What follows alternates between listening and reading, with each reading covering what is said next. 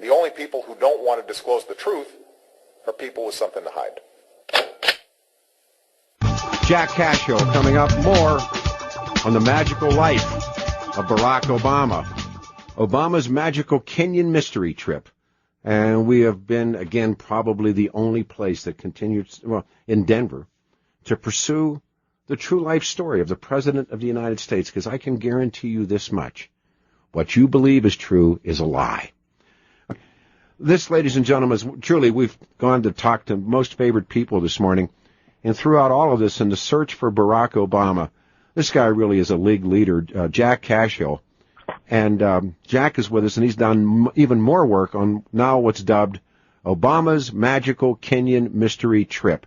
Hey, Jack, good morning.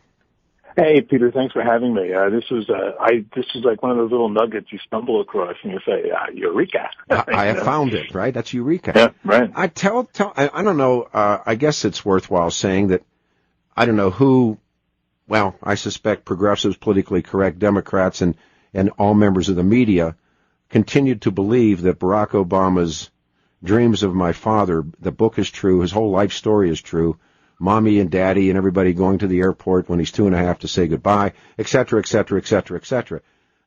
That's the real truth, and of course it's anything but.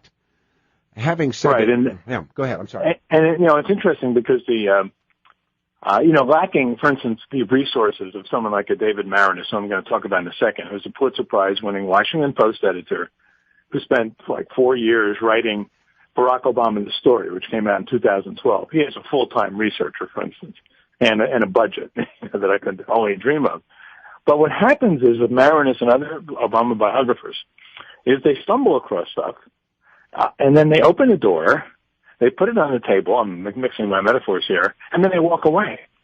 And I'm working on a new book about Obama, by the way, and I was looking to see what Marinus had to say about Obama's grades. The fact is he doesn't talk about them at all, and then he just chastises anyone who dares to. But in looking, just word searching through, my Nook, I came across a passage that I had missed before when I read the book.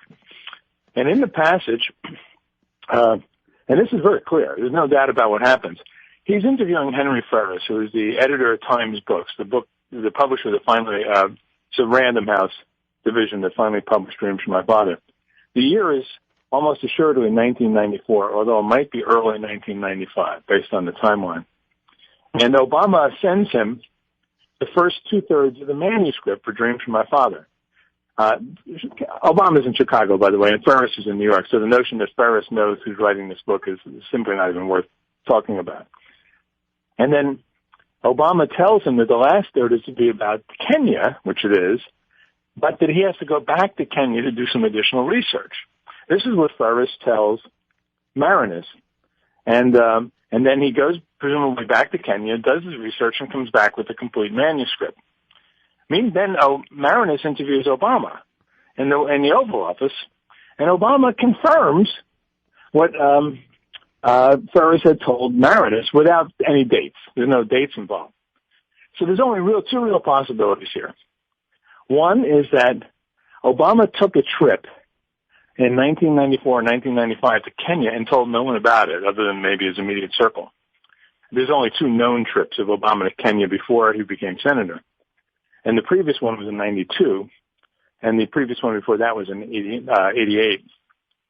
Or, and here's the real likelihood, and in fact I think we got this one nailed, is that instead of going to Kenya, he went to his local library, he took out the books by Kuki Gallman, the woman about whom the movie I Dreamed of Africa is made. She's been living in Kenya for the last 20 years. She's a writer, and she describes Kenya in loving detail. Now, a year or so ago, Peter, I had done an article based on the research of one of my collaborators named Sean Glasgow, who lives in Colorado, in fact, and who had found this connection. He went into Gallman's books, and he went into Dreams, and he found 50, 100 matching words, phrases, concepts. And now it begins to make sense. So Obama's being pressed to finish this book. He can't go to Kenya, so he just milks Gallman's book for phrases, incidents, people, everything. vegetables, minerals, birds, fishes, there must be 100 matches that Glasgow found. And that was just in the one book.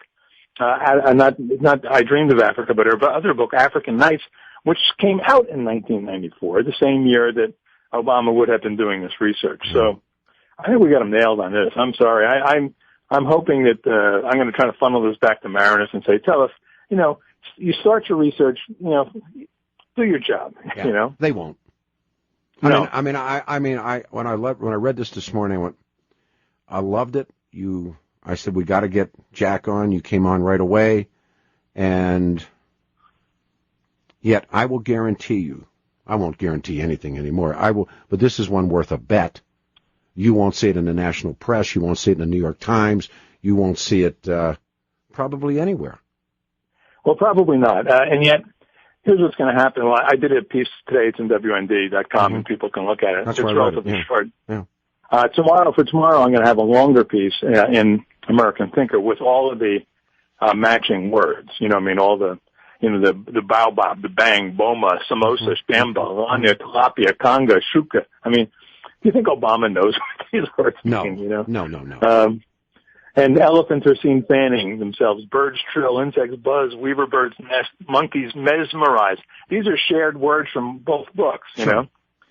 And there's a Noah's Ark of additional fauna: crickets, crocodiles, starlings, dragonflies, cattle, lions, sand crabs, vultures, hyenas, herds of gazelles, and leopards that can hold small animals, quote, in their jaws. So it goes on and on from there, I'm always fascinated by your work, and we'll have you back on tomorrow as you increase that as well. But you're the guy that broke it, that Bill Ayers is not just his ghostwriter, he's his writer. Yeah. It's certainly on Dreams from My Father. He picked up other ghostwriters after that. Yeah. But Bill Ayers was not just he was it's like, when people talk about Jack Kennedy's books, and Jack Kennedy had a very powerful ghost every time. I believe Bill O'Reilly in his books, he always has the guy underneath his name that writes with him. That's his ghost. But he puts his name on the cover. Exactly. Right? O'Reilly puts the guy's name on the cover of the book. Exactly. And that's my point. That's how you do it with a ghost. Right. And you, like you have pointed out, you've ghosted because you're a professional writer, but your name appears. Bill Ayers' name does not appear on Dreams anywhere. But you'd be willing to bet the house that he wrote the book. I believe that he certainly, I would say, did a serious bit of book doctoring. All right, that's there's levels of collaboration. I'm right now, oddly, I'm doing 3 books. One I'm writing under my own name. One I'm collaborating with, that is, working with the author, collaborating, writing, chapter by chapter. And the third one, I'm the book doctor. That is, they send me an already finished book, and my job is just to make it read better. So there's the levels of involvement, and that's what makes this a little tricky, because I believe that Obama wrote a first draft, and that he gave it to Ayers, and Ayers cleaned it up and punched it up and made it his own. The trick is, I wonder who did this, the research on the Kenya trip. Was it Ayers or was it Obama? I don't know. It could have been either one of them, but I think my collaborator here, Sean Glasgow, has him nailed dead right on this. It's really kind of amusing when you see the parallels. These guys took this book and did what some people call a lift. They just simply lifted parts of the book, right? Yeah. Can you imagine? What's curious too is that when Marinus is interviewing Obama in the Oval Office, which means that Obama trusts Marinus. He trusts that he will do him right. So he's at pains to tell Marinus that this part of the book, the African part of the book, he did not compress. Meaning in other parts of the books he had melded multiple experiences into one. And he got caught with that, and Marinus knew he did that. But Obama tells him, this isn't compressed. This is all based on my 1988 visit, which is probably nonsense, but it's probably hard to disprove nonsense. But Marinus leaves this revelation unexplored. You went back to Africa in 94, 95? Tell us about that. We have no record of that. No one knows about that, Yeah. And of course, you've never talked about it. Yeah, and no one in the press corps is going to sit and ask that question either. No.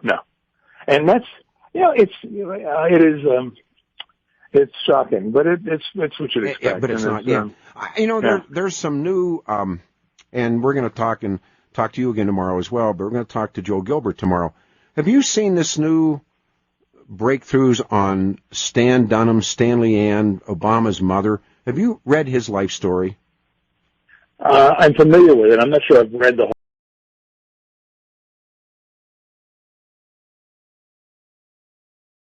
The only people who don't want to disclose the truth are people with something to hide.